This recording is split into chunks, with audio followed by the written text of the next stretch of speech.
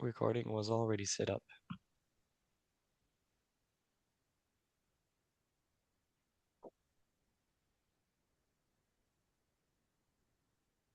All right. Hello, everybody. We're just waiting for a few more connections to be made before we get going. So maybe another 30 seconds here, and then I'll get things going.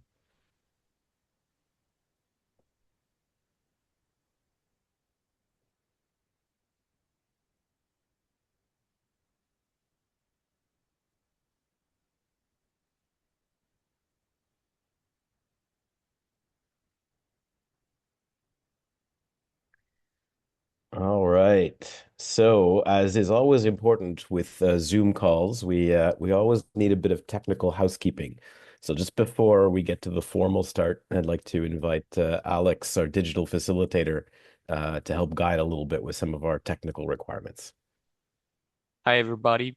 I'll do a version of the speech in French and in English as well. I'll be starting with French to help you guys started with interpretation and technical advices. Donc, bonjour à tous. Aujourd'hui, si vous avez besoin d'interprétation, c'est un service qui est offert. Donc, vous pouvez utiliser votre souris sur votre écran. Ça va faire apparaître la barre d'outils au bas de l'écran. Vous allez voir ensuite l'icône d'une petite planète. Vous pouvez cliquer dessus et ensuite choisir le canal de votre choix pour la langue désirée. Il y aura donc des interprètes francophones et anglophones. Vous pourrez choisir le canal de votre choix. Si vous avez des problèmes tout au long de la conférence, que ce soit au niveau technique, vous avez de la misère à entendre qu'est-ce qui a été dit par un panéliste ou vous avez de la misère avec quelque chose, si vous avez des questions, tout simplement, il y a la boîte questions-réponses sur le bas de votre écran. Pour certains, ça peut être indiqué Q&A. Donc, voilà. Et n'hésitez pas là, à écrire dans le chat si vous avez des problèmes ou quoi que ce soit. Now, for our English guests and attendees, if you need to use interpretation, because there's some presentation that is going to be in French and in English as well. So if you need interpretation, you can see the little planet icon on the bottom of your screen on the toolbar. There's going to be two channels that you can choose, and you can click on your preference. If you have any technical difficulties throughout the conference, don't hesitate to write it in the Q&A box that you have on the bottom of your screen, and I'll be there to assist you if you're having trouble hearing one of the panelists or something like that. And you can also ask your question in that box if you have questions regarding the presentations. Those are also going to be monitored. So I wish you all a good conference and a good webinar, and I'll see you at the end. All right. Thank you, Alex. Merci, Alex. So, good morning, good afternoon, good evening, good night, because it's a global event. I have the pleasure to be your navigator today. My name is Yannick Baudouin. I'm the Director for Geosciences, Climate Adaptation, and Nature-Based Development. Big long title with Alinea International. So real pleasure to be here today. I do want to first start with our land acknowledgement. I am calling in from what is now known as Toronto, and that's the traditional territory of many nations, including the Mississaugas of the Credit, the Anishinaabe, the Chippewa, the Haudenosaunee, and the Wendat peoples, and is now home to many diverse First Nations, Inuit, and Métis people. I also acknowledge that Toronto is covered by Treaty 13 with the Mississaugas of the Credit. So I invite everyone to kind of just reflect on where you are situated on which land. And as we all work in the climate space, and now we can, on how basically we can reflect on how we can be better allies and accomplices in acknowledging the demonstrated leadership and success of Indigenous led stewardship the world over. So we have quite a not just packed, but quite a very diverse, complex, interesting, rich session for you today. There's always the limitations of time, but we're going to really do our best to present a variety of different pieces linked to the climate finance world. So as you can see on the slide a little bit, the order today, but that, pieces we want to tie together. We want to bring together discussions around the evolving landscape of global finance, climate finance, and its implications for African partners in particular. We want to delve into also Canada's strategic approach to climate action in Africa. and also kind of touch on the importance of institutional strengthening and readiness to access climate finance. So, of course, with all that, we have quite an exciting group of people, both all of which are somehow linked and connected to the Climate Action Africa expert deployment mechanism, which is graciously supported by Global Affairs Canada. So, you know, you don't want to hear me talk the whole time. I think we're not here for me. We're here for all the other speakers that will be joining us. We'll eventually also have a Q&A at the end of that. So already in anticipation of the question and answer, I really want to invite people as you're listening and you have questions, when you get to formulating those questions, be very, very precise and brief and succinct. And even better if you can target it to one specific speaker, because we do want to maximize the ability of sharing the time and space with everybody who has inquisitive curiosity. So again, remember, succinct and brief is powerful. Small questions, small is beautiful. So first, we'll have a couple of keynote speakers to get things started. Alors, euh, je vais me auto-traduire en français pour introduire la première présentatrice, qui est Madame Stéphanie Nour, qui est la directrice du groupe international avec Econoler, et également elle est spécialiste principale en énergie durable. Donc, c'est à vous, Stéphanie. Merci beaucoup d'être des nôtres et je passe la parole à vous pour 3-4 minutes de présentation. Merci. Oh, mais c'est encore sur mute. Pardon. Alors, je disais donc, merci beaucoup, Yannick. Merci à Affaires mondiales Canada pour la confiance accordée au consortium. Un mot sur la coopération internationale et les défis climatiques ce matin. Alors, effectivement, la coopération internationale joue un rôle clé face au développement, aux défis climatiques et aux défis de développement. En effet, les changements climatiques sont l'un des plus grands défis de développement de notre ère et la coopération internationale est essentielle pour faire le lien entre les objectifs climatiques globaux et les priorités de développement durable qui doivent vraiment aller main dans la main. Alors, comment s'articule l'approche stratégique du Canada pour l'action climatique en Afrique? Il convient de rappeler, premièrement, que les pays africains sont parmi les moins émetteurs au niveau des GES, mais les plus exposés aux impacts des changements climatiques. Dans ce sens, le Canada adopte une approche intégrée et centrée sur l'assistance technique qui priorise les réformes gouvernementales, la résilience économique, le développement bas carbone, ainsi que l'égalité des genres et l'inclusion sociale. Donc, les engagements canadiens visent à créer vraiment des écosystèmes institutionnels solides en premier pour accéder et gérer efficacement les financements climatiques dans leur ensemble et non seulement à financer des projets ponctuels. Il est important de souligner des initiatives du Canada comme le projet dont on parle aujourd'hui, qui est le projet Action climatique en Afrique. Celui-ci s'articule autour de 3 piliers, donc la gouvernance climatique, l'atténuation et l'adaptation, et l'égalité de genre. Le projet Action climatique en Afrique renforce les capacités institutionnelles en alignant les politiques climatiques avec les politiques de développement, tout en focusant sur l'atteinte et le renforcement de l'ambition climatique. Econoler est un partenaire clé aux côtés d'Alinea International et de WSP dans le cadre de ce projet. L'intervention d'Econoler s'intègre parfaitement dans son offre de services. Econoler fournit des services d'assistance technique et de renforcement des capacités auprès de gouvernements et autres entités publiques et privées, un peu partout au Canada et à l'étranger, dans plus de 160 pays, en concevant, développant et en mettant en œuvre des politiques, des programmes et des projets d'atténuation des impacts des changements climatiques dans le secteur de l'énergie.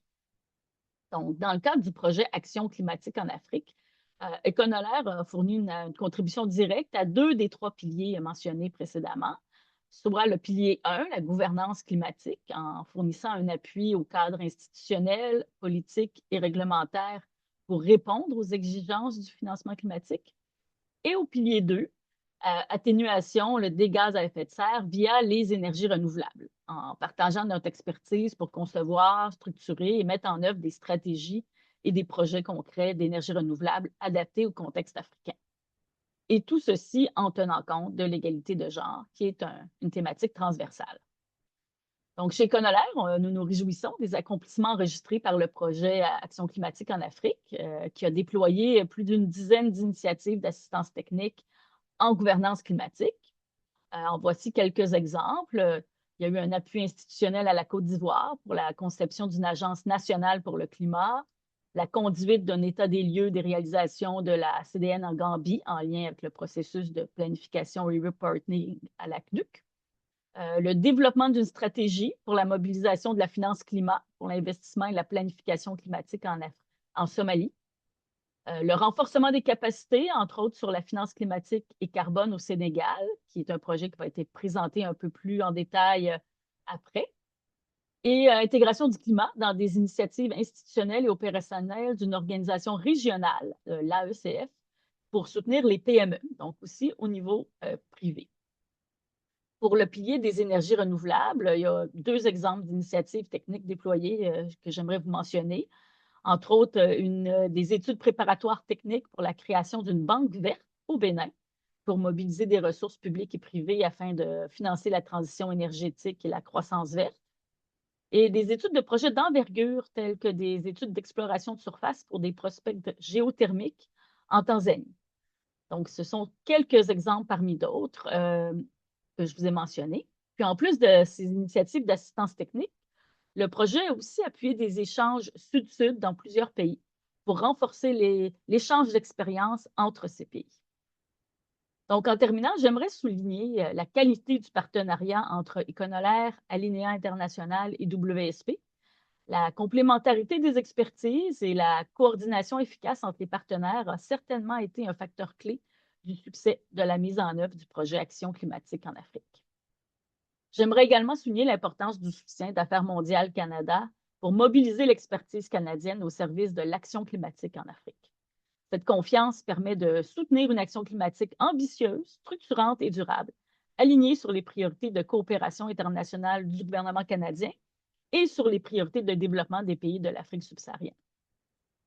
Je souhaite à tous les participants des échanges riches et stimulants qui mettront en valeur des études de cas qui sont des témoignages concrets de l'impact du projet. Merci beaucoup. Merci beaucoup à vous, Stéphanie, pour cet aperçu de tout le paysage de soutien que l'on offre déjà au CAA. Donc, c'est déjà un bon début pour nous situer un peu. J'invite donc, I'll switch myself now to English. See, I can do Norwegian as well, so we can do all three. It's really a pleasure to introduce our next keynote, Andrew Hurst. Andrew is the Executive Director, Climate Finance Division at Global Affairs Canada. So he oversees the $5.3 billion commitment to support developing countries to combat climate change while striving to address biodiversity loss around the world. And I don't know if you can see it, but he has one of the best profile pics right now on our action shots to get going for today's introduction. So please, Andrew, over to you. Yeah, thank you. Thanks, Yannick, et bonjour tout le monde. Bienvenue à tous et à toutes, et salutations d'Ottawa, le territoire traditionnel de l'Anishinaabe algonquin, où ce matin il fait beau et très, très chaud, à moins 10 degrés centigrades. Donc, hope you are all warmer wherever you are. Thank you for inviting me to join you, and I'm happy to just provide a few comments to open the discussion today. Stephanie has mentioned many of the reasons why Canada is particularly committed to supporting climate action in Africa, but some of them bear repeating. We all know that climate change is not a future problem, it's a now problem.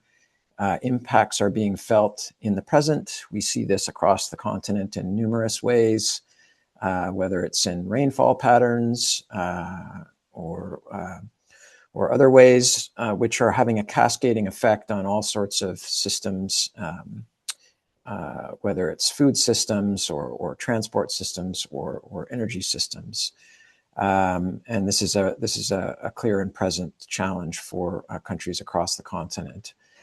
At the same time, we know as well that some of the opportunities offered by technologies that are being rolled out to combat climate change and reduce emissions are much cheaper than legacy systems and bring with them considerable social and economic benefits, whether that's from health to education to income generating opportunities and even time saving opportunities when we think about it in the context of a care economy, which of course is particularly important for women and girls. We know too, and have for a long time, the benefits that well-managed landscapes bring for local people and local, regional, and national climates, the degree to which they contribute to stability and productivity. And we know as well why restoring these landscapes or protecting them, be they forests, savanna lands, or mangroves, bring with them benefits for local people and for the climate, increasing the adaptive capacity of communities in the countries in Africa. Internationally, we obviously also understand why the call to increase adaptation finance is so critical for Africa, which is why Canada's current commitment that Yannick mentioned at the outset has a target of spending at least 40% on adaptation activities, and why, and I'm happy to say that that target is very likely to be met, if not exceeded. And it's why, as well, we've created a dedicated program for helping work with natural systems to support local adaptation and bring about biodiversity co-benefits. Le Canada reconnaît que la lutte contre le changement climatique est au cœur des défis de l'action climatique de l'Afrique, par conséquent, et de sa stratégie de développement aussi. Le programme de développement durable à l'horizon 2063 reconnaît la nécessité de s'attaquer aux risques climatiques et de tirer parti des avantages et des possibilités qui offrent les modèles de développement à bas carbone, que ce soit dans l'agriculture, les systèmes énergétiques ou les systèmes de transport. C'est pour toutes ces raisons que la lutte contre le changement climatique figure dans la stratégie pour l'Afrique au Canada, un partenariat pour la prospérité et la sécurité partagée, à la fois comme programme de coopération en Afrique et comme programme commun pour progresser l'action climatique à l'échelle internationale en partenariat. In this context, the expert deployment mechanism, which we will hear about in much more detail with our panelists and presenters today, which is funded out of Canada's current climate finance commitment, is a small but important contribution to this shared effort. It allows African governments at all levels, NGOs, and other institutions and partners in Africa to work with and draw on Canadian expertise in areas that are priorities for Africa. So I'm personally very much looking forward to hearing some of the examples that have been funded out of the EDM today, and what has been achieved with this project and through these efforts, including where the groundwork may be laid for improved climate outcomes in the years to come.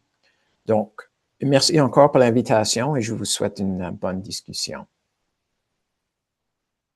All right. Thank you so much, Andrew. And thanks for also kind of putting that perspective that, yes, it's a pernicious and interconnected problem, but also that we do have all the solutions. There's no technological, technical, or scientific impediment. So it's all there. Now, how do we put all that together into real lasting change and solutions? So thank you for that. So we're going to move a bit to the panel piece of our day today. So I have the pleasure really to kind of invite four folks, some partners from on the ground in the field, and also some technical experts from the Climate Action Africa EDM. So I'll introduce one at a time, and they'll do a bit of a presentation, and then afterwards the Q&A. And again, I want to remind people, the inquisitive, curious types, we can be as precise and succinct in our questions later so that you can get to as many as we can. So first on the scene, it's a wonderful pleasure to invite Nickson Wafula. So karibu Nickson. Nickson is program manager with PAFID Kenya. working in the space of empowering rural communities to improve their livelihoods. And just in context of the Climate Action Africa work, the project there, the work focused on strategies for empowering women farmers for climate resilience, mechanization, and crop insurance. So without further ado, and Jambo for being with us today, and Nickson, over to you. Please, you have the floor. Jambo sana. Thank you, Yannick. Nickson Wafula, as is rightly said, calling in from Kenya. Kenya here is at the evening, so there is around the sunset, and I'm glad to be here. So PAFID is one of the organizations that was supported by Alinea, Econoler, and WSP to develop strategies to empower women, vulnerable women, that is, to cope with the effects of climate change. Of course, we were looking at two major things: sustainable finance and mechanization. Next slide. Yeah, so why did we arrive at this concept or this project? You realize that almost a third of Kenyan population is people are living in the ASAL areas. We are talking about 30 to 33% living in areas where there is no sufficient rainfall. There is frequent drought, as you can see on the picture. You know, those are maize a farmer is trying to plant, and they have been withered by the drought, you know, and these are very common cases in our other areas. And these common cases are worsened by the climate change. You know, we are now having, farmers are now experiencing more incidences of drought, more incidences of floods, more incidences of pest infestation, talk of fall armyworm, and etc. Now, on the other part, you realize that you know, majority, especially in Kenya and Tharaka Nithi, where this project took place, you realize that most people who are working on farms are women, making up to 80% of the farm work. Talk of people who are doing the planting, talk of people who are doing the harvesting, the weeding, and so forth. But conversely, you find that these people, the women especially, who make majority of people who work on farms, have no access to agricultural extension because of various reasons. You know, there are various barriers that are hindering these people. So only 7% are accessing to what they require most, which is agricultural extension. And also on top of that, you find that these women farmers who form majority of farming in this part of the world, you know, fail to secure the much needed credit to invest in their farms so that to make their farms productive. So 60% of them, according to Ingutia and Samonila, are turned away because of lack of collateral. And you find that climate change is worsening these things. So we look at these 4 critical barriers. So we find that majority of women who work on these farms are doing manual work.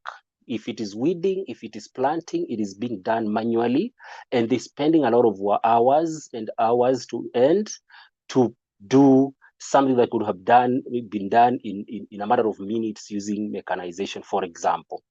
You know, in Kenya right now, if you have to plant an acre of maize, you will have to use either 4 people to plant an acre of maize a whole day, or if it is one woman, then he'll have to spend on that farm 4 good days trying to plant. So the aspect of mechanization is key. And so we are looking how best can we make this mechanization be accessible to women. You realize it's okay to have mechanization, but again, is this mechanization suitable for women that are, you know, can they easily adopt? And you realize there are still bottlenecks, barriers that are hindering women to access mechanization. Now, the second barrier we were looking at, you find that, the climate change happens, drought happens, floods, and it's a shock that sends these vulnerable families into a sense of hopelessness. And now, what is the mechanism to enable them go back to where they are supposed to be, to productive capacities, Now, that is where the aspect of parametric insurance or climate risk insurance comes in. And again, we through this support from Alinea and Global Affairs Canada, we realize that women still don't have full access to this climate risk insurance, even though some of these products are rolled out outside there.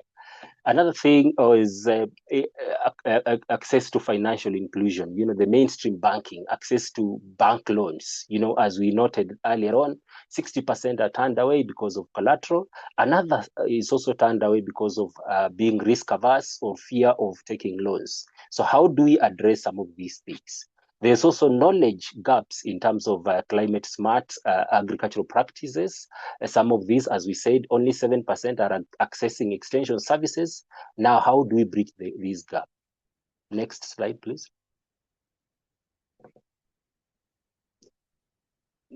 Now, for this strategic support that we received from the Alinea and the whole Global Affairs Climate Action Project, we were to analyze gender and analyze how these disparities are making women, do carry out agricultural practices, analyze the technological needs assessment, gender technological needs assessment to see if mechanization are there, or if women are the majority who are working on the farm. Are they accessing mechanization? What are the bottlenecks that are hindering them to access mechanization, for example? What can be done to alleviate that situation so that we are able to improve productivity of their farms? And also we are talking about if an eventuality happens, let's say drought or floods or something, or a shock, what are the restorative mechanisms that can be put in place to restore the productivity capacity of these women farmers, for example, using the climate risk insurance or rather parametric insurance. We're also looking at how do we evaluate, how do we look at the numbers so that we see if we are making changes, how do we analyze, how do we measure these changes, and putting in place a gender-based male framework that captures every detail that is required, and also these data, how can we capture it in a manner that it informs programs, decision-making, and such like stuff. And then another thing we're also looking at is environmental and social safeguards. It's a matter of now moving away from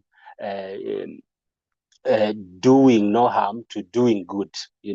So we, as much as we are promoting some of these technologies, are we marginalizing other communities? Are we marginalizing other people? Are we harming the environment, for example? So ESSF came in to analyze and look at those particular factors and how to address them. Next slide. So we were able to realize, and especially we were carrying out this in one county, that is Tharaka Nithi County, and we were able to realize some measurable results in the year 2005. We realized for those engagements that we carried out, we realized additional 2,000 farmers adopting these technologies, that is conservation agriculture and such. And these led to increased income from, Kenya is 75% predominantly dependent on agriculture. So, when you increase the income of agriculture by 28%, you are touching on majority of the lives. And we realized that the increase was around 28% from 40,000 to around 50,000 per acre, and that's a good thing. And also growth in minimum tillage, 30% increase because of capacity building on mechanization. The farmers are now being able to do more farmland as opposed to doing manually. And also, of course, people are now slowly and gradually becoming more environmentally conscious and are now planting trees. And also, people gradually, because of the CSA champion, that is climate smart agriculture champions, are now encouraging more farmers to apply for insurance packages. And as reported by the Ministry of Agriculture, we realized upwards of 600 million paid in terms of insurance payout. And this is a good thing because it is able to restore the farmers, who majority are women, to their productive capacity in case of an eventuality. And realizing this, we've seen women farmers more so in the rural areas coming together to mobilize resources to put in place so that for investment purposes. Next slide. Next slide. Yeah, and a good case that I can mention. Just go back a little bit. Just the last slide. Yes, case example is one Janice Cavete, a woman who used to struggle. Used to only harvest only 2 to 3 bags of green grams from an acre of land, and lacked access to capital, lacked reliable mechanization services. They used to struggle. They used to borrow a tractor if they are lucky to borrow from a distant counties. But because of the project intervention, she is now very bold. She's making bold moves. She's able to acquire several bank loans, mainstream bank loans. She's a typical, what we can say, breaking the glass ceiling, and an inspirational to very many women farmers who want to venture in this particular space. And she's a testament that women can also acquire loans. Women can also own machinery, contrary to local beliefs that women are not supposed to own some of these things. And this has transformed not only her livelihood in Tharaka Nithi, but also of 300 other farmers in those areas. She's now creating jobs for youths and women. She's now, because of the challenges of a remote area in Tharaka Nithi, access to quality input, she has set up an agro shop where farmers, after being trained, they can be able to set up to get quality agro input. And these, we believe, will improve the overall productivity of the area and eventually the livelihood of people in the Tharaka Nithi. And Janice is now also not stopping there. After the production has increased, the problem of market kicks in. Oversupplies probably may drive the prices down. But now she goes ahead and aggregates the produce from the farmers that have been trained on climate smart agriculture, who have realized bumper harvest and are able to sell surplus to the market. And she aggregates these bumper harvest or surplus and sells to the big buyers like WFP, East African Maltings Limited, and so forth. So generally, women are now making impact investment decisions and are operating successful mechanization businesses, transforming their communities as tested by Janice Cavete. Next slide.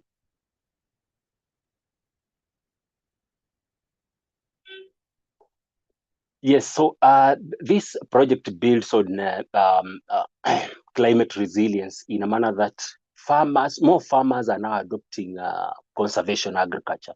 And this leads to reduced erosion, soil health, carbon sequestration, and so forth. We are also realizing that there is more adoption of climate risk insurance because of the awareness that is being created by the project.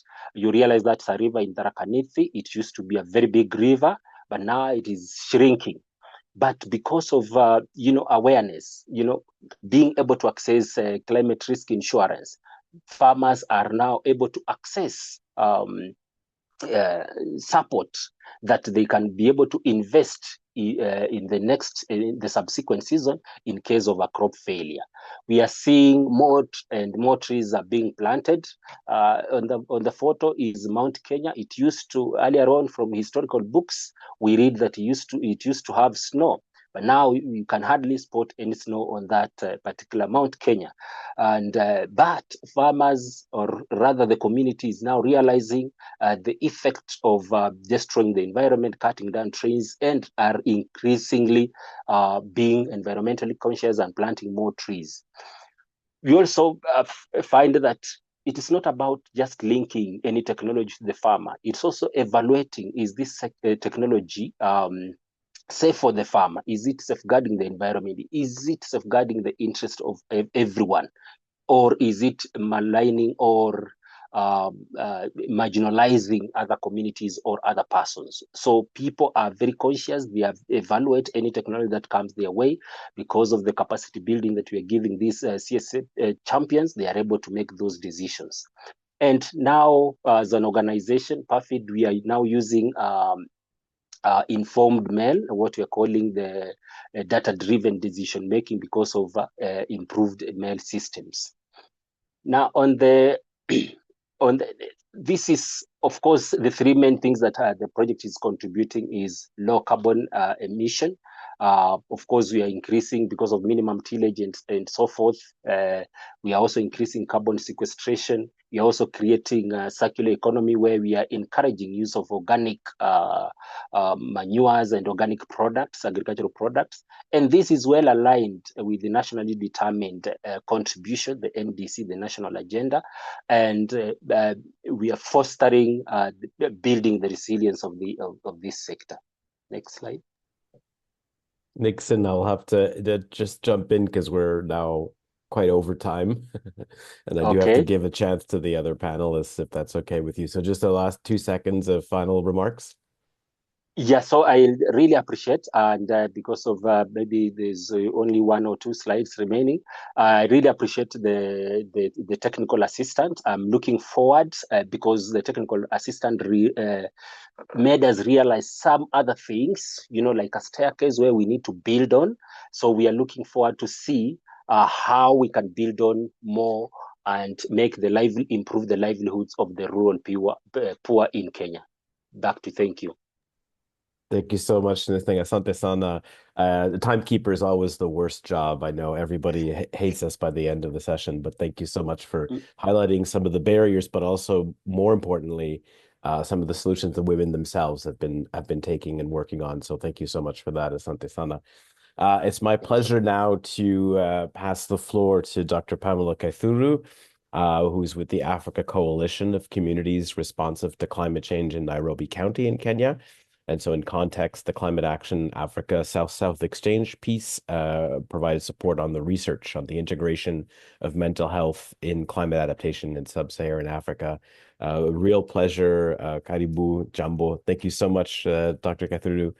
Please, the floor is yours. Great. I'm so glad to be here this evening from Kenya, and good morning to us, good afternoon, and good evening from wherever you are logging in from. I'm Pamela Kaithuru from the African Coalition of Communities Responsive to Climate Change. This is a Pan-African NGO. We were privileged to get the support from CAA to undertake a study on the assessment of environmental-induced mental health risks, the current climate crisis, food insecurity, and in sub-Saharan Africa. As you are aware, I just want to echo what Andrew presented. He says that actually climate change is a now problem. And Africa, looking at the population of Africa, and more so the IGAD region, which we concentrated on, we have over 300 million people. Of them, over 42 million are currently, and even in that time, suffering drought. That means food insecurity. And this study was very timely. We truly appreciate Global Affairs Canada through CAA for supporting this research. And due to the time limit, we had virtually about 6 months to do this. We had to pick 3 countries that we worked in: Kenya, Uganda, and Ethiopia. And the findings were very telling showing that really food insecurity is a real problem, and mental health is a big challenge. And looking at the aspect of the Sustainable Development Goals, the goal number 3 and goal number 13, really achieving this for developing countries in the light of climate change, in the light of food insecurity, and trying to look at the aspect of universal health coverage. This was the reason that this study was inaugurated, so that then we can be able to provide the data that is needed to bring in programs, because we know evidences speak, resources flow towards evidence where there is a need. So this study was very, very strategic, and I'll ask that we can move to the next slide. So that I can, these were the partners. We are in 3 countries, Kenya, Uganda, and Ethiopia. And we worked with the media, worked with the local or subnational levels. We worked with the projects within the localities that we were to be able to bring in the aspect of the local communities, because we know the climate change is not gender neutral, and therefore there was the need to work at the local level so that we can be able to bring in what the policies are saying and what is the reality at the local communities, and be able to give evidence that there is need to enhance capacity, there is need to respond around mental health issues in the vulnerable communities. Let's move to the next slide. You will notice from this line that this was a groundbreaking research, and it has a lot of value that it has added to the African continent. We have already given out the findings. We are disseminating through the channels that we can. So the contribution to evidence through this CAA project is very, very important, because then it is going to help our countries to translate climate action into tangible, people-centered development outcomes. This is what CAA has helped us as Africa to be able to do. The importance of this data is to help us anticipate as countries in the developing world, adapt, and also respond, so that we can be able to restore or secure the livelihoods of our people, looking at the importance of well-being, knowing that this region, especially the Greater Horn of Africa, is having a big challenge in terms of drought. We are just coming from a drought that has been the longest in 40 years, and therefore very devastating. Currently, still, the impacts of the drought are lingering.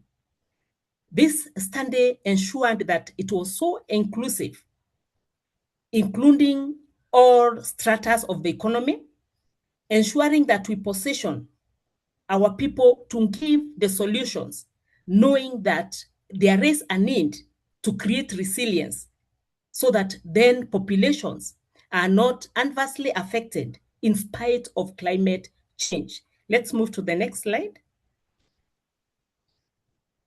So this support by CAA has really been impactful in terms of climate intervention, adaptation interventions. It is catalytic, it has centered community leadership. We worked with the women, youth, men, opinion leaders, the experts at the experts from the various fields: environment, climate change, agriculture, public health, integrating the aspects of the communities, translating the lived experiences of the people. I know we have posted a lot of our videos on our LinkedIn page that actually are able to bring in the aspect of policy to practice. It has provided evidence that integrating mental health is very, very key, because then continuous challenges due to climate change, food insecurity.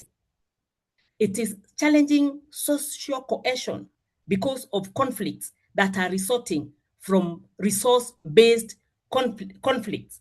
And therefore, with this research, with these findings, that actually were able to demonstrate that over 90% of the populations that are experiencing climate adverse climate incidences are actually encountering mental health challenges. So it contributes to early warning that will fuel early action for communities, so that then this insight will be able to inform policymakers. We can move to the next slide. And I said this from a point of the next slide, being able to bring on gender. As I was saying, women are affected differently. Men are affected differently. You'll see these images from Ethiopia, from Uganda, from Kenya, the researchers, the policymakers, engaging at all levels, so that then we can be able to have climate information services that are driven by data.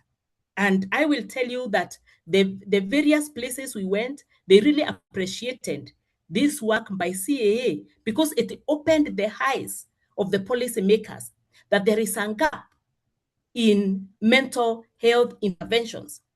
There is a need, besides looking at the food insecurity and providing food where there is a humanitarian crisis, there is need to handle the mental health issues that are affecting our communities. So we engage at policy level and at grassroots level, and the voices of the people, the elderly, the young, those with the chronic illnesses, the experts that are responding, the Ministry of Agriculture, Ministry of Health, Ministries of Climate Change and Environment, were able to really pick this gap and run with it.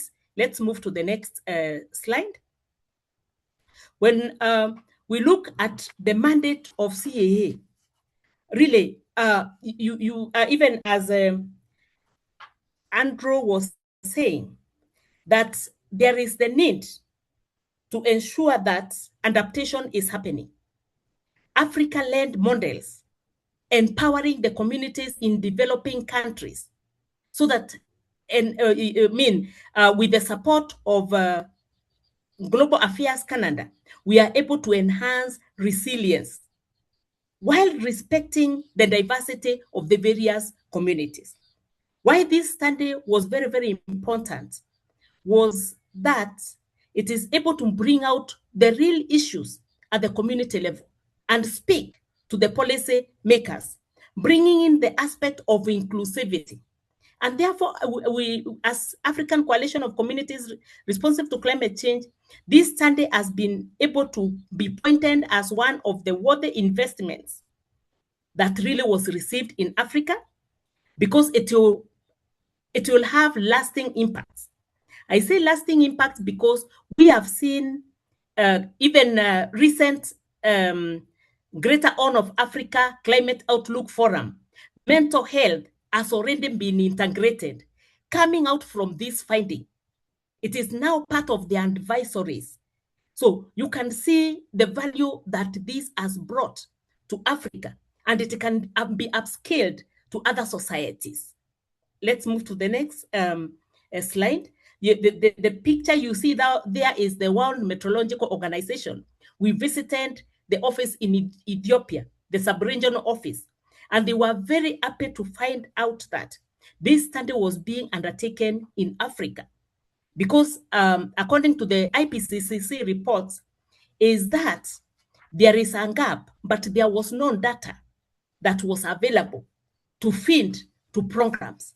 So this study brings in a value in that it gives us data that will inform African programs. So where do we go from here, or what is our ask? What do we think should be able to drive us to the next phase? is being able to scale up. You realize the funding was for 3 countries, actually a pilot.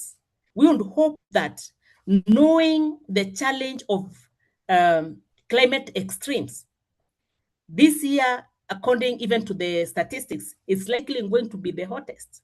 We are already experiencing droughts in this same region, the IGAD region. There is need to upscale, to have a longitudinal study, so that we can also be able to look at other zones, the southern zone, the western zone, to see what is happening, so that we reduce the suffering of the communities. The next level is basically also going beyond from this region to ensure that there is knowledge exchange.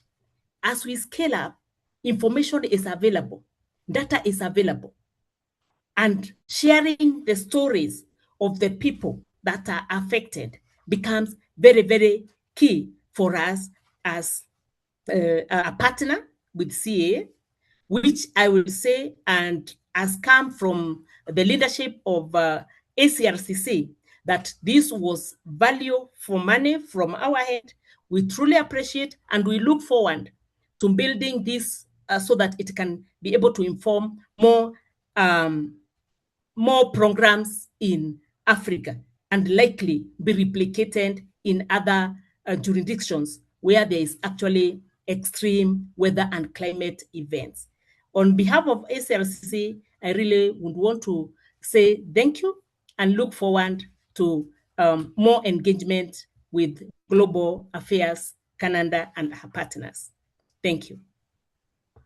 Asante sana for all that, Dr. Kaithuru, and thank you as well to emphasize how holistic well-being is the big piece here, and how mental health is a really core piece that needs to be better integrated, and that leads to better policy and the change that's desired. So thank you so much for that.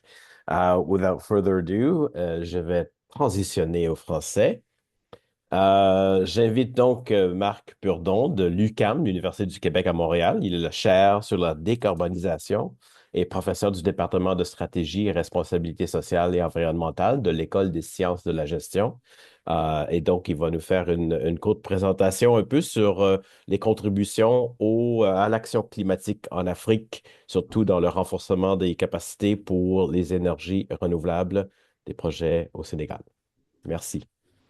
Parfait, merci beaucoup. Je vais faire ma présentation en anglais, puis je vais partager mon écran si tout est correct.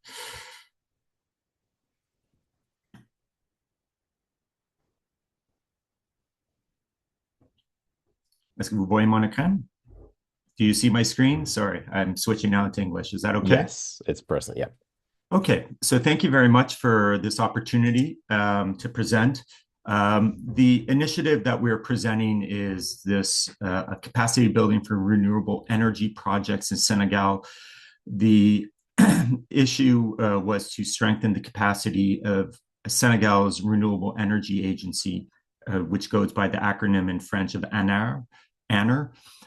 This is a project that I was involved with. I guess I'm giving this presentation, but it's really a larger team project between myself at the University of Québec à Montréal, where I'm a professor at the École des sciences de la gestion, as well as with Perspectives Climate Group, which is a climate and carbon finance expert consultation group in Germany. And one of the key individuals there is Axel Michela, was one of the founding partners, and other members of his team were involved. And it's really important to stress, I think, for me, that this was a great opportunity to collaborate with Perspectives, and especially Axel Michela, because he's really a renowned expert in this field. I mean, he has just an enormous number of publications. So if you're interested in learning more, you could Google his name on Google Scholar, and you'll find a lot of interesting publications. So the project itself was focused on working with the ANER, the Renewable Energy Agency in Senegal, which is under the Ministry of Energy. Their mission is to promote the use of renewable energy, including bioenergy, in all activity sectors. And I placed here in the slide 2 pages from their mission statement. And it's just to highlight that they've also adopted as one of their missions to develop international cooperation and explore new financial opportunities, including carbon finance. The project that we were running with them extended from July of last year to just recently. We've just wrapped it up maybe a week or 2 ago. And it started with a needs assessment where we did some interviews to see what the state of knowledge was within ANR. And then we conducted 3 training workshops. 2 of them were on site. One was in Dakar, or actually just outside Dakar. The last one was in Sali in December, just a few months ago. And we did a webinar in between in October to just kind of keep the fires alive and also advance knowledge. The third phase was to do a portfolio analysis. So we looked at a number of projects that ANR was seeking to obtain financing for. And we tried to identify which were real opportunities for climate finance and carbon markets. And it's just important to maybe just kind of flag that this project is undertaken largely in 2025. And this is just after the 2024 UN Climate Change Conference, COP29, where you had major decisions at the UN taken on issues of climate finance. So this new collective quantified goal where the industrialized countries, including Canada, committed to $300 billion per year by 2035 in climate finance, which is widely defined, and we can maybe talk about that.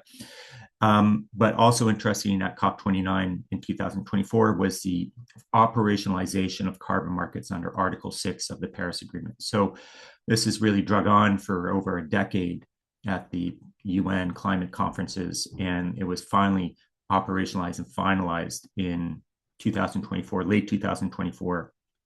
And so now a lot of countries are starting to explore the opportunities, and Senegal already has some bilateral carbon agreements with Switzerland, Singapore, and Norway, but not yet Canada. And Canada's really, I guess, hasn't made any final decisions about Article 6.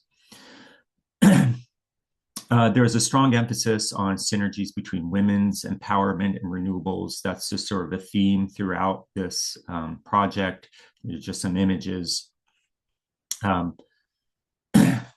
So we'll come back to that because there's a strong gender component in this project.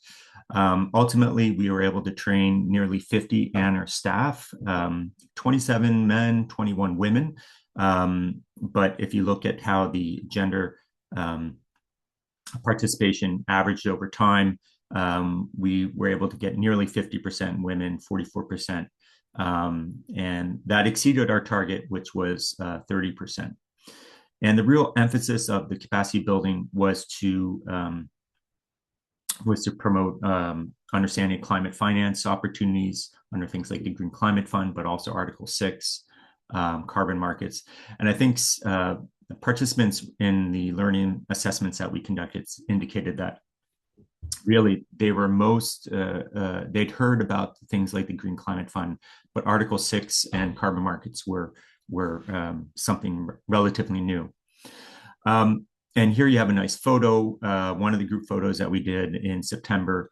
I think Anna actually took this. And I think it's also important to say we actually had strong leadership of Anna present at the workshops, including the Director General.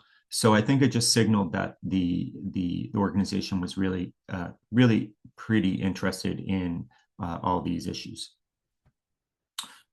So we did have, as I said, sort of a real gender focus in the trainings. We had dedicated gender modules in all workshops where we really went into detail on the institutional requirements. For example, the different gender requirements under the Green Climate Fund, under Article 6.2 of the Paris Agreement, and Article 6.4. And I have some slides here. They're in French, but I hope it kind of conveys the gist of that. We also went through technical requirements like how to conduct a gender analysis and gender action plans, which are required for some of these climate finance and market initiatives. I'm also happy to say that we were able to collaborate directly with ANR's gender focal point. We actually invited her, Madame Anna Françoise Diouf, to give a presentation on the third training session in December. And you can see the slide from her presentation there. I think it's sort of an opportunity to leverage the existing capacity and even draw attention to it. So the key learning outcomes, importance of gender integration for accessing climate finance and carbon markets. And we also stressed alignment with Canada's feminist foreign policy, because if Canada were to, example, participate with Senegal on Article 6.2 carbon market initiative, there would, I believe, probably be an insistence on Canada that there be some alignment on the gender issues of Canada's foreign policy. One of the kind of challenges we encountered during the training, especially when we looked at the initial projects proposed by ANR, is that some of the projects were small scale and they sort of lacked something of an ambition for development purposes.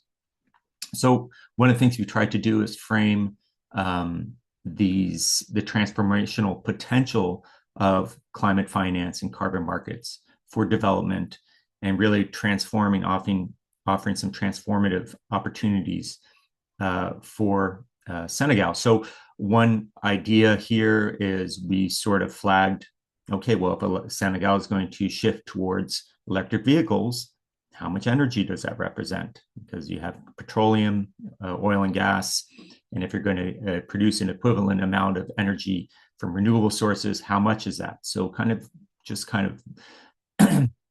that level of change, and also kind of trying to suggest that projects be structured to kind of give a more continuous developmental effect and sort of a one-off kind of, we've imported solar panels and let's just install them. There's opportunities also to think about introducing these types of projects in a way that contributes to an industrial policy or a green industrial policy in Senegal.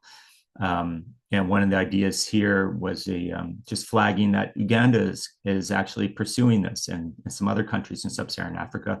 But in Uganda, they've developed an electric vehicle sector, and they're building electric buses for export in Uganda. And that's maybe something that could be of interest to Senegal, to kind of not just harness our comparative advantage maybe with sunshine and wind, but also defy it in some certain areas. We identified one real project that we thought was the most promising for carbon market financing.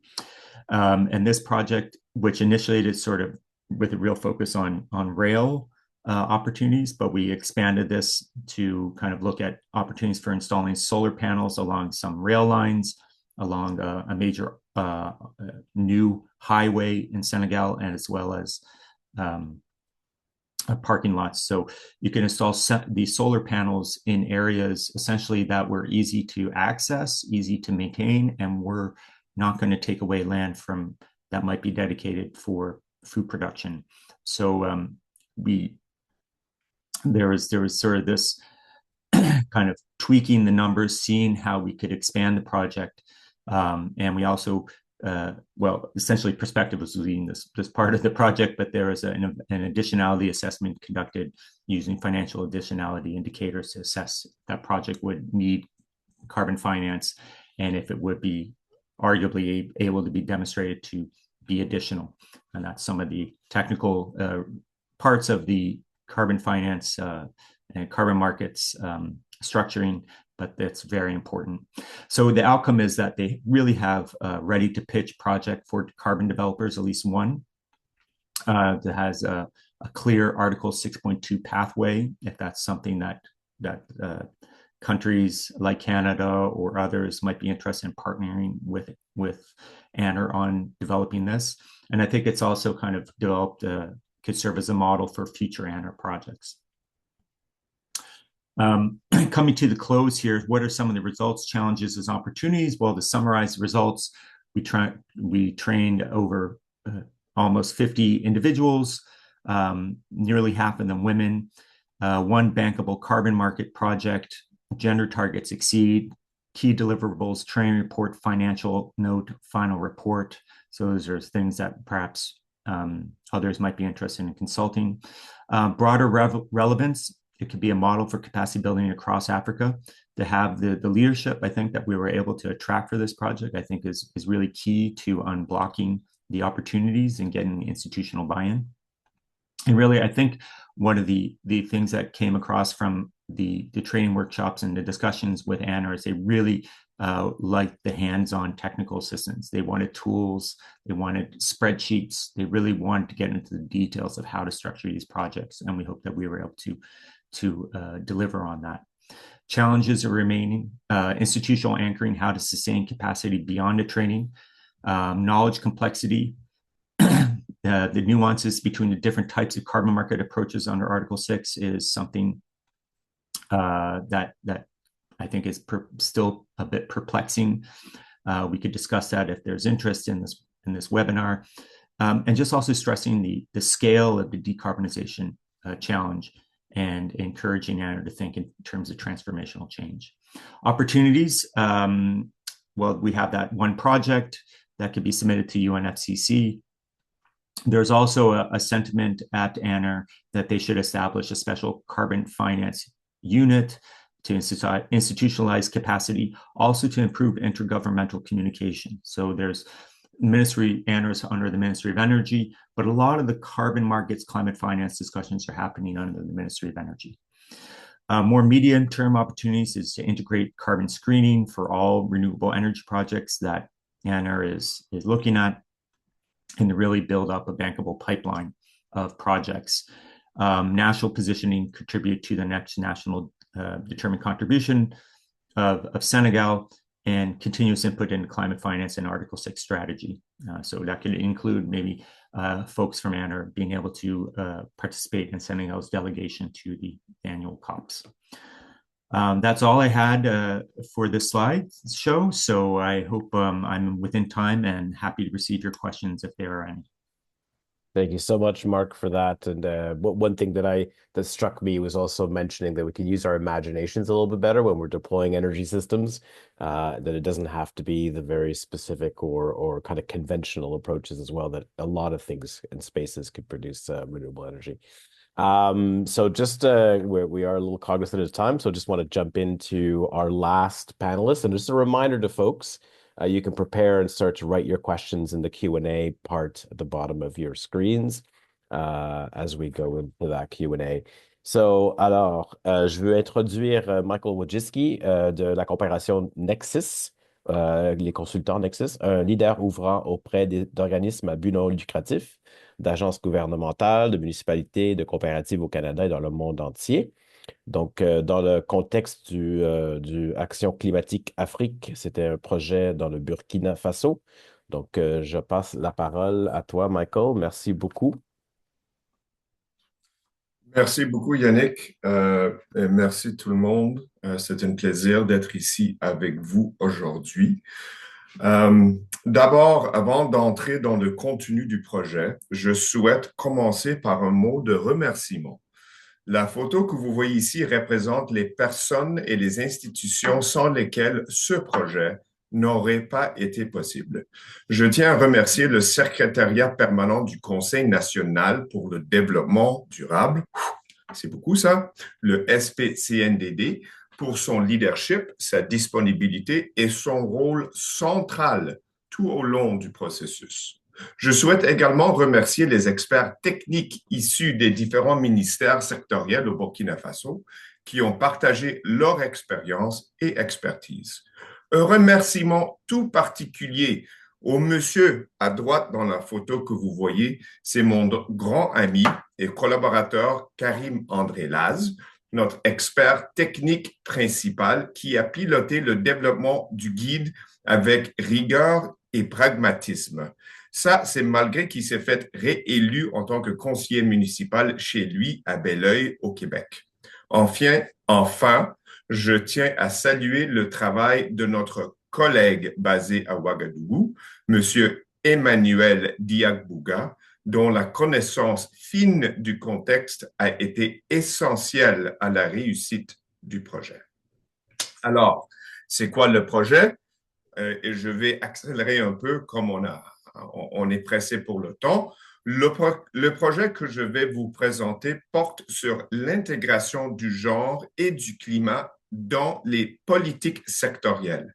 Alors, pense transport, agriculture, eau au Burkina Faso, avec un accent très clair sur des outils de gouvernance pratiques et utilisables dans le travail quotidien des administrations.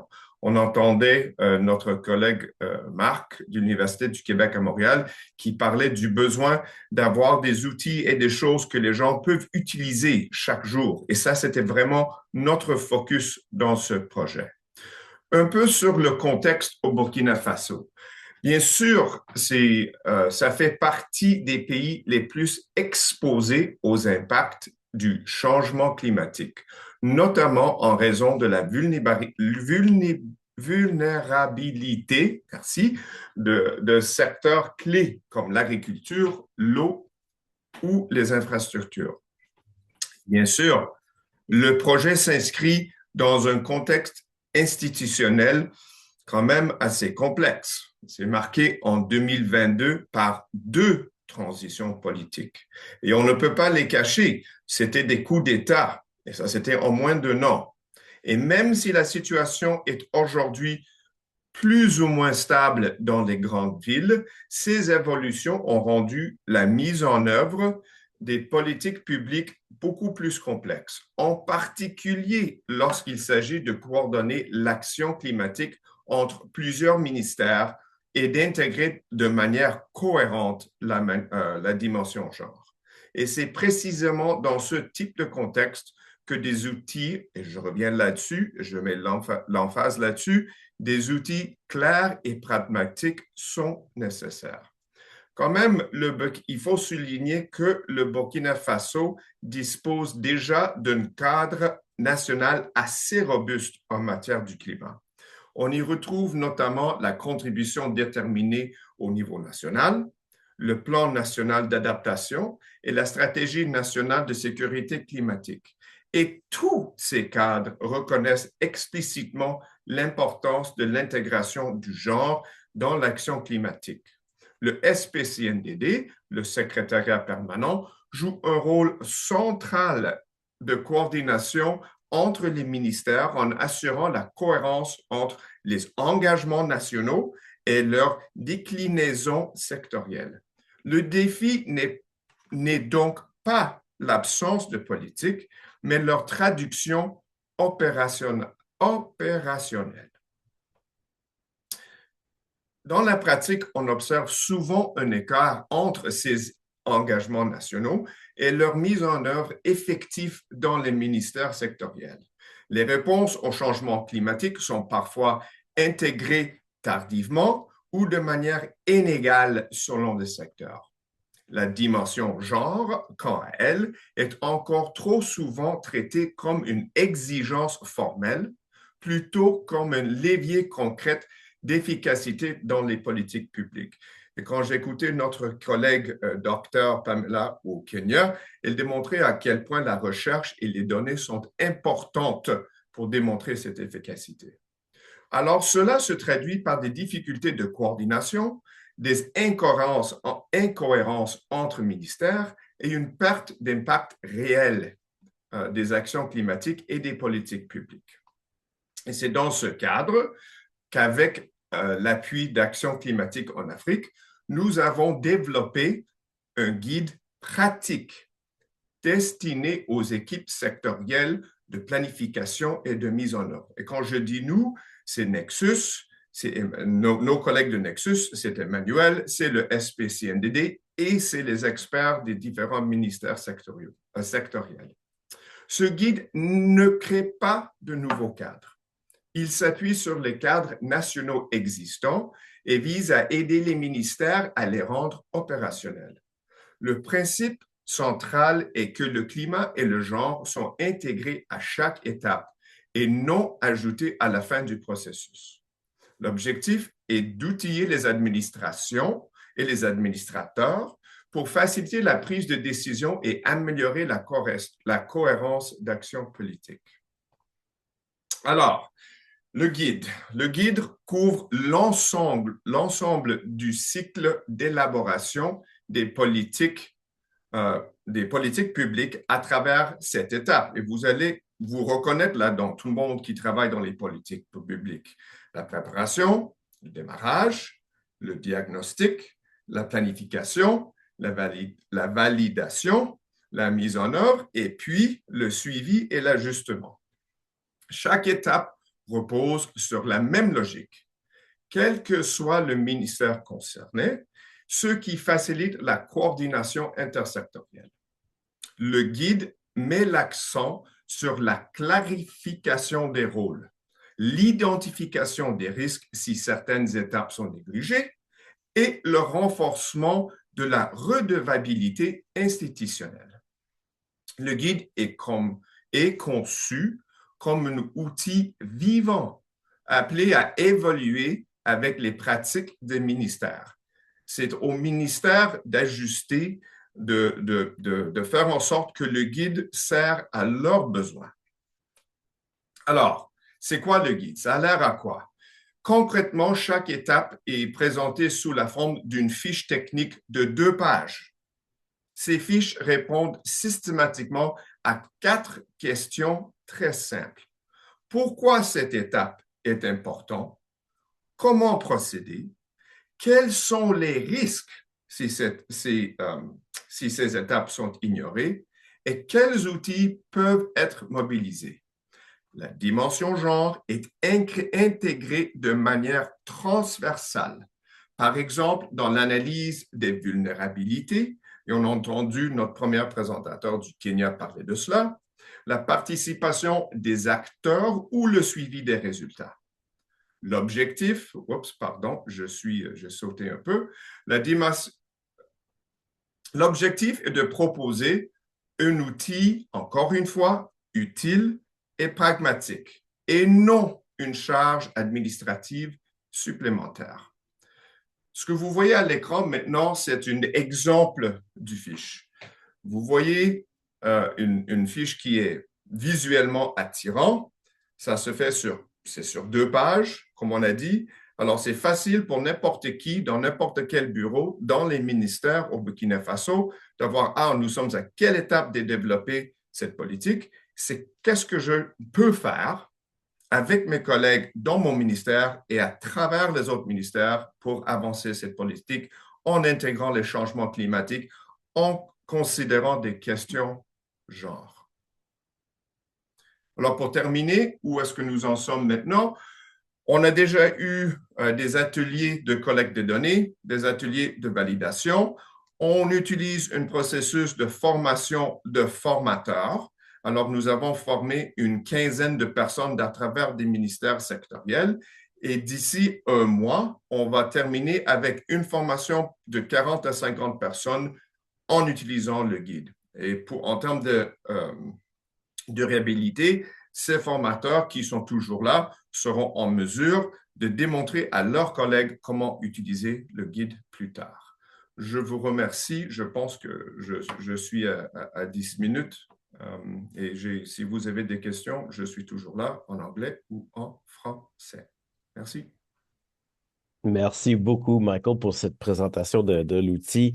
Évidemment, il nous reste que quelques minutes, donc je veux vraiment rapidement ouvrir la porte à des questions de nos participants. Donc, s'il y a quelqu'un qui veut sauter déjà sur le stage, s'il vous plaît, faites-nous signe.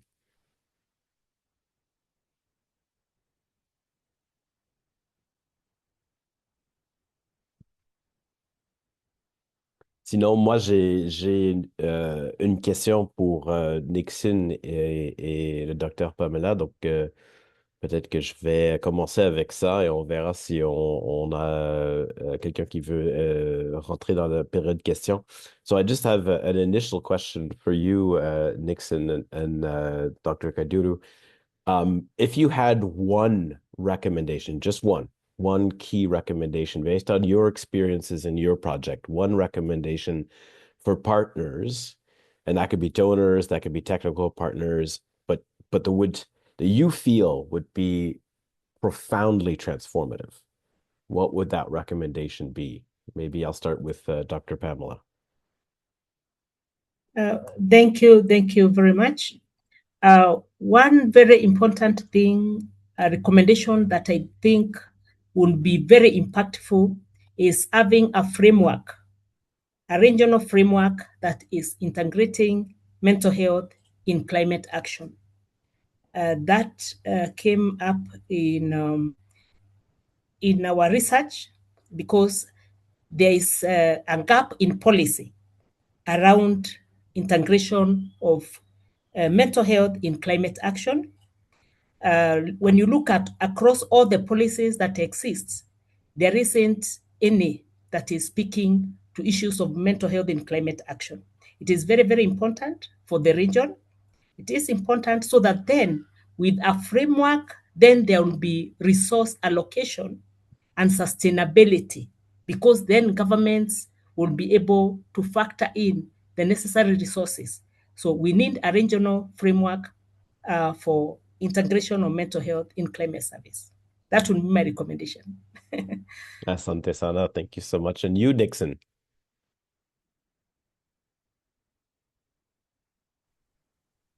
Yeah, thank you very just much, one recommendation. Yannick. One recommendation, I will recommend synergy. You know, this climate change, climate intervention, there's a wide range of things that are happening. And one thing I've realized with the farmers are getting confused because of not very clear information or coping mechanism. So one thing that I recommend is that when partners, we approach the farmer, especially who has little knowledge, or he's not very conversant about effects of climate change or even coping mechanism, we approach it as one front to avoid confusion or fear mongering and such like stuff. Thank you very much. Oh, that's brilliant. Asante sana. Thank you, Nickson. There's one question that I'm just going to invite my colleague Marco to maybe actually ask it live, but maybe Marco, you can also target a specific person to answer it because we won't have the chance to go to everybody.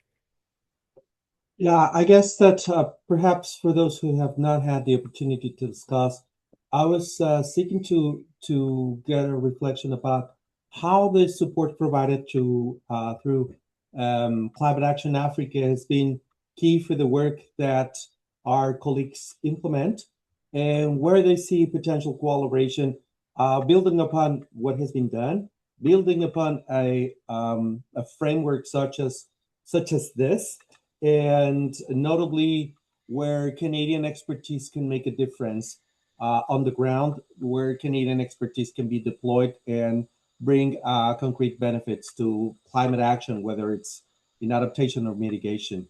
I believe I would address it to those colleagues, probably Mark or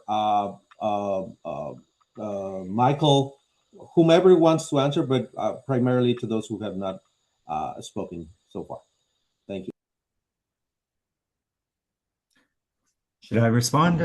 Well, thank you for the question, Marco. I'll quickly just try to capture some elements. I think this type of initiative, the project that we undertook in Senegal,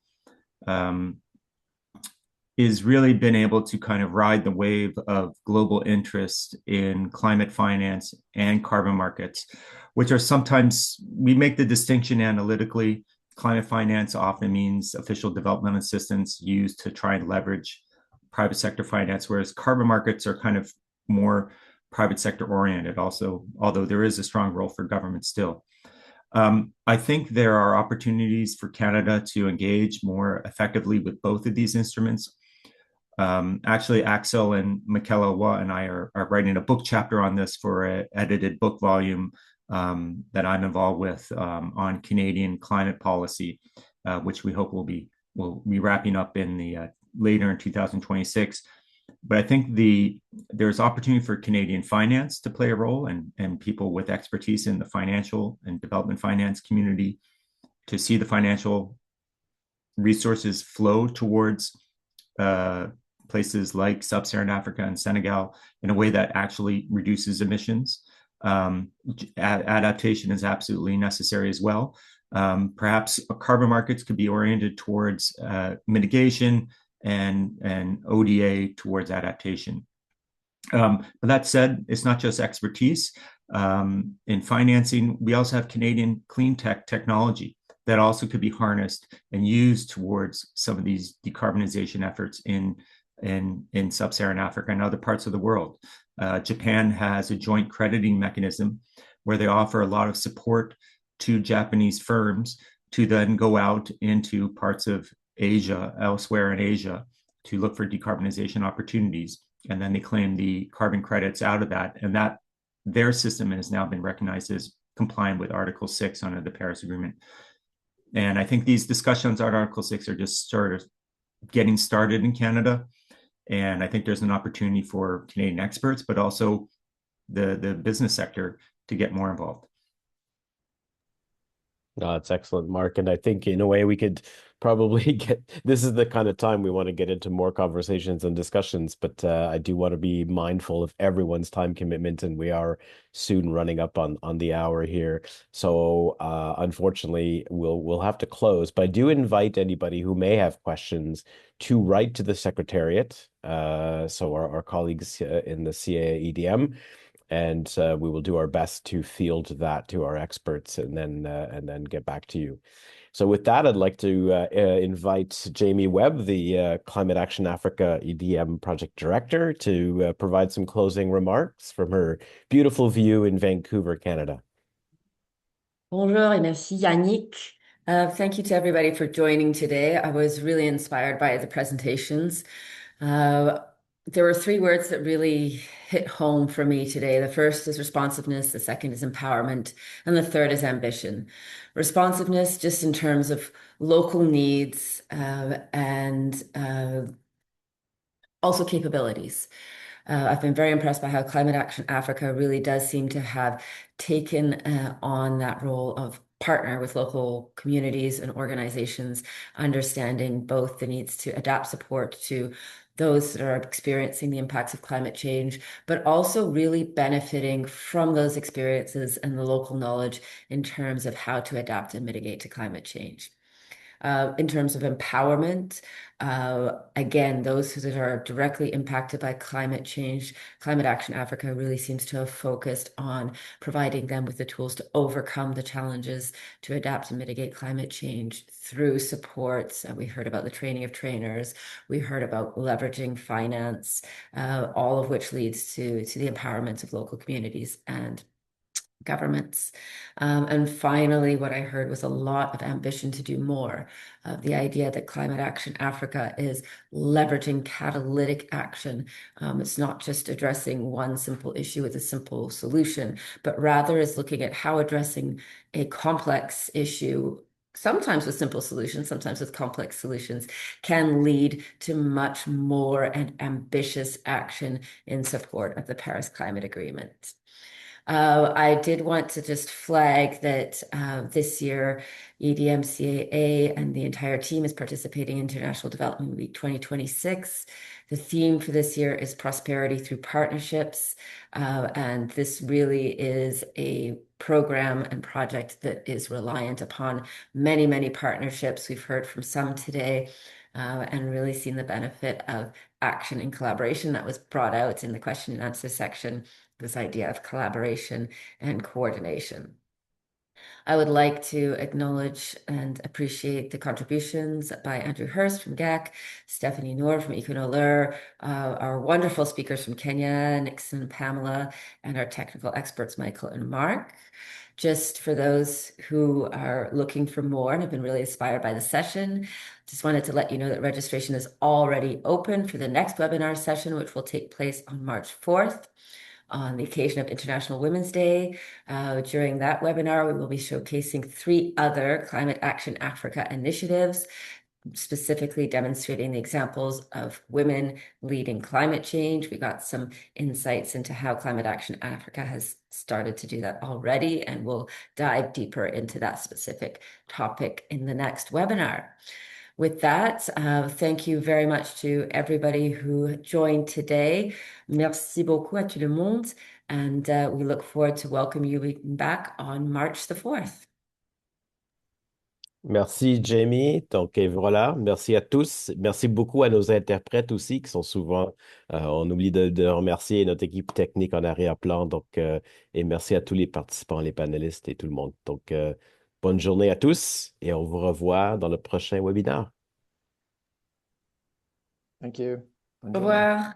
Merci beaucoup. Thank you.